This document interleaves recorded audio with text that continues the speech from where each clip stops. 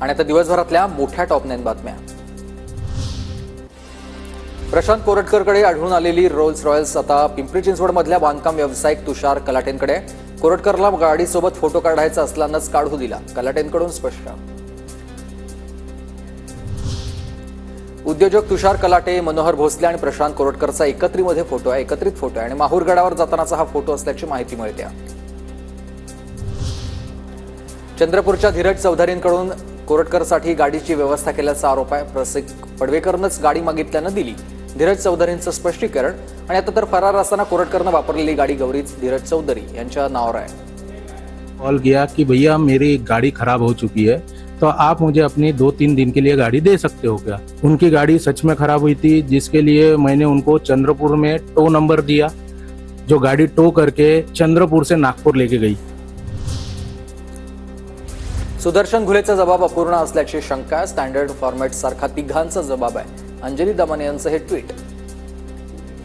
घोळेचा जो काही माध्यमांकडे जबाब आलाय, त्या जबाबाची जर आपण बघितलं तर ते पूर्णच्या पूर्ण फ्लॉड असा जबाब आहे। आता अर्धवट म्हणजे ज्या खून झाल्यानंतर पुढे काय झालं हे त्याच्यात काहीही उल्लेख नाहीये। मी वाल्मिक कराडचा माणूस, कंपनी सुरू ठेवायचं असल्यास 2 कोटी रुपये खंडणी अण्णाला द्या। सुदर्शन घुलेकरून नवादा कंपनीचे अधिकारी शिवाजी थोपटेला धमकी, प्रत्यक्षदर्शींचा हा जबाब आहे।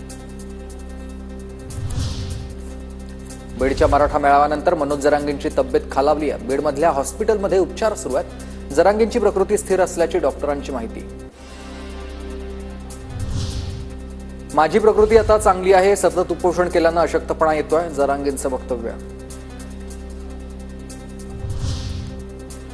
सोमय्यांची संभाजीनगरमधल्या सिटी चौक पोलीस ठाण्याला भेट, 1000 बोगस जन्म प्रमाणपत्रांचे पुरावे पोलिसांना दिलेत। तक्रार करून देखील जिल्हाधिकाऱ्यांनी तपास होऊ दिला नाही। भेटीनंतर सोमय्यांचं वक्तव्य। इंदापुरात हर्षवर्धन पाटलांकडून मुख्यमंत्री फडणवीसांचा सत्कार, विधानसभा निवडणुकीनंतर देवेंद्र फडणवीस आणि हर्षवर्धन पाटील हे पहिल्यांदाच एकत्र आलेले आहेत।